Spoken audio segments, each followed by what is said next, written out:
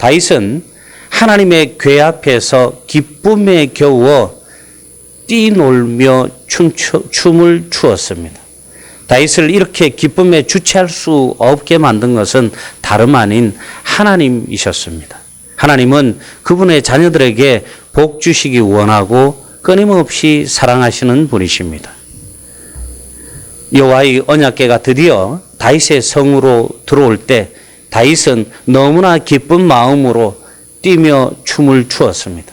그가 이렇게 기쁨의 춤을 춘 이유는 하나님이 그를 택하셔서 하나님의 백성 이스라엘의 주권자로 삼아 주셨기 때문입니다.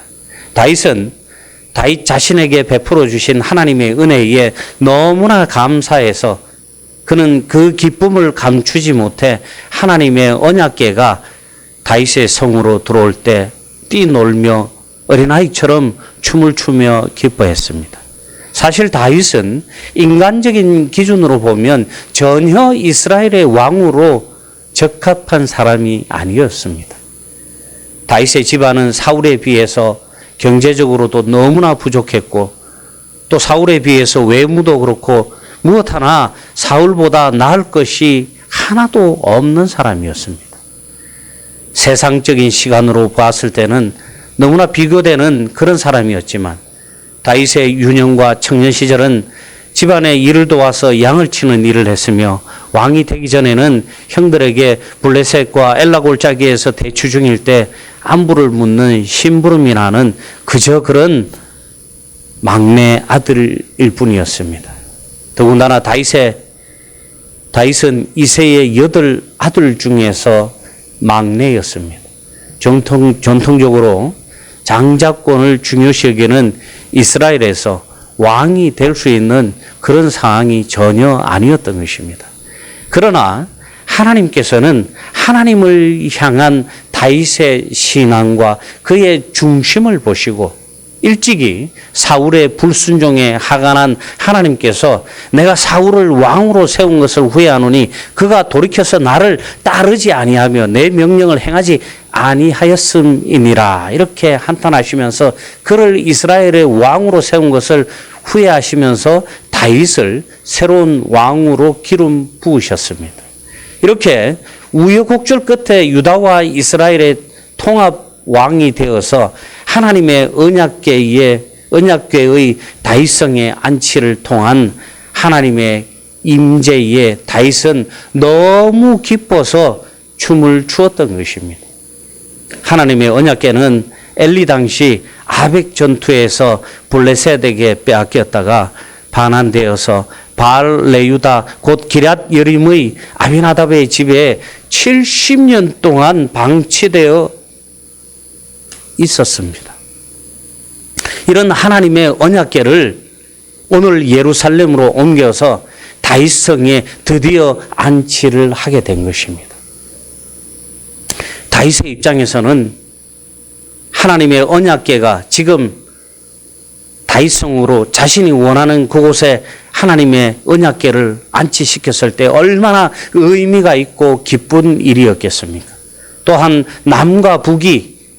남과 북이스라엘이 여전히 대립하고 있는 상황에서 하나님의 언약궤를 통해서 하나님을 통한 신앙으로 종교 문제를 비롯해서 여러 가지 문제를 극복하고 정치적 통치도 하나로 만드는 중요한 사건이었습니다.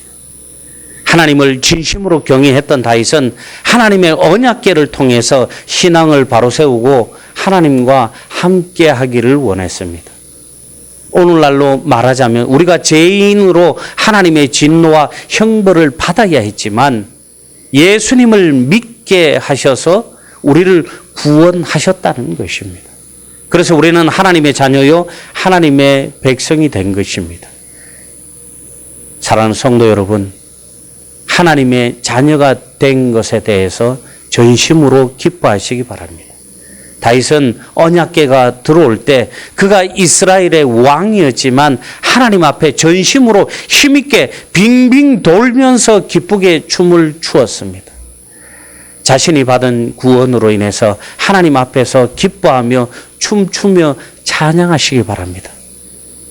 주홍같이 붉은 죄로 죽을 수밖에 없는 우리를 예수 그리스도의 십자가 보혈로 씻어주시고 하나님께서 우리를 하나님의 자녀 삼아 주셨습니다.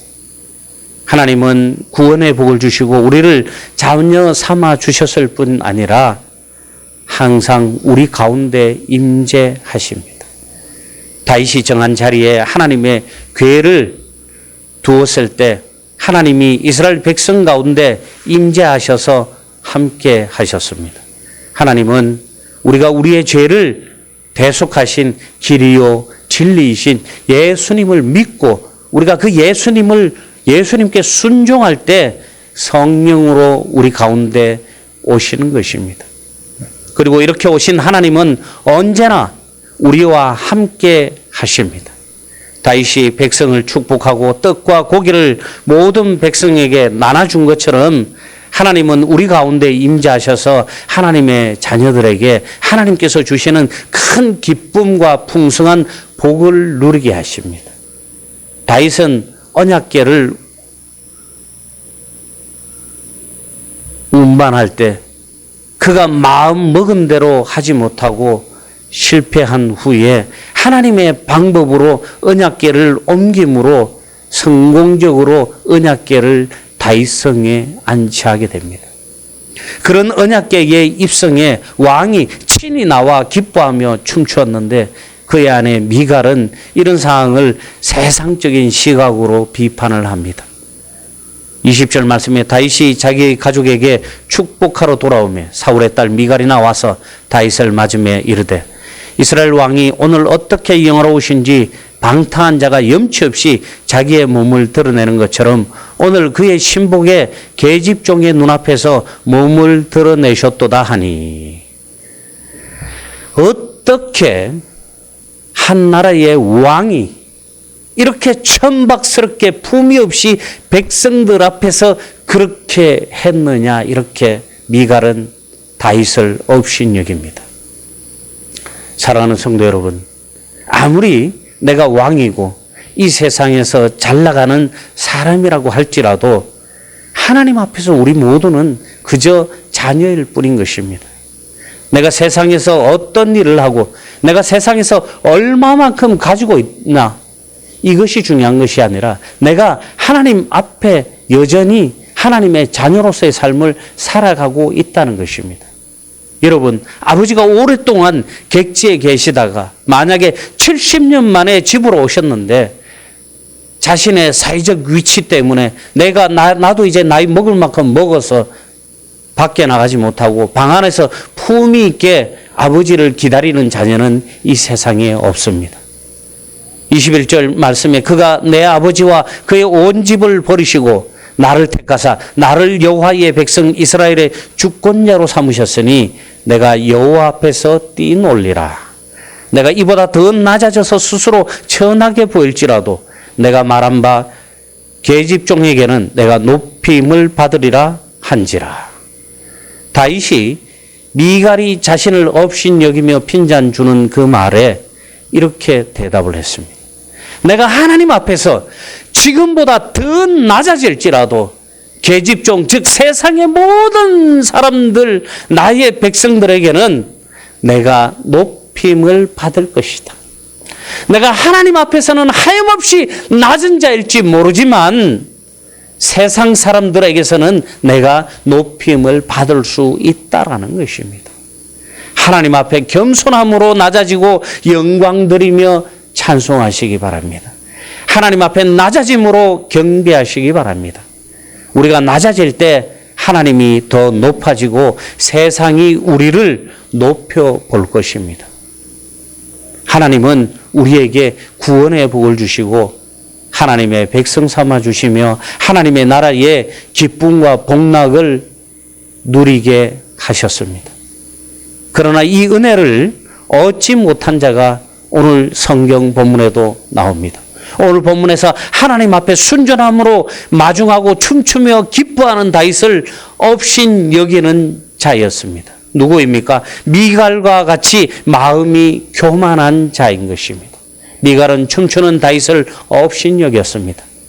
하나님의 은혜에 감사하지도 기뻐하지도 않았습니다. 이 사건으로 미갈은 다윗의 첫 번째 부인임에도 불구하고 죽는 날까지 자식을 얻지 못했다는 것을 통해서 그녀가 하나님의 은혜에서 완전하게 제외되었음을 우리는 알 수 있습니다. 자기의 의를 내세우고 예수님의 십자가에서 드러난 하나님의 은혜를 거절하고 기뻐하지 않는 교만한 자는 하나님 나라에 들어갈 수가 없는 것입니다. 사랑하는 성도 여러분, 겸손하시기 바랍니다. 겸손한 자는 자신이 죄인임을 인정하고 오직 예수님의 십자가만 붙들고 하나님과 동행하는 사람입니다. 하나님은 그런 자녀에게 복 주시기를 원하십니다. 하나님은 그런 겸손한 자에게 복 주시고 은혜 베푸시기를 원하십니다. 우리는 예수 그리스도의 은혜로 죽을 수밖에 없고 하나님의 심판으로 지옥에 갈 수밖에 없었던 인생들이었습니다. 그러함에도 불구하고 하나님께서는 이런 우리를 사랑하셔서 하나님께서 독생자를 우리에게 보내주셔서 십자가에서 우리의 죄를 대속해 주시고 속량하여 주셨습니다. 사랑하는 성도 여러분, 우리도 다윗처럼 하나님 앞에서 하나님과 함께함을 기뻐하며 하나님과 동행함을 기뻐하며 춤추고 그분으로 인해 날마다 하늘의 복을 누리는 여러분들 모두 되시기를 주님의 이름으로 축원합니다.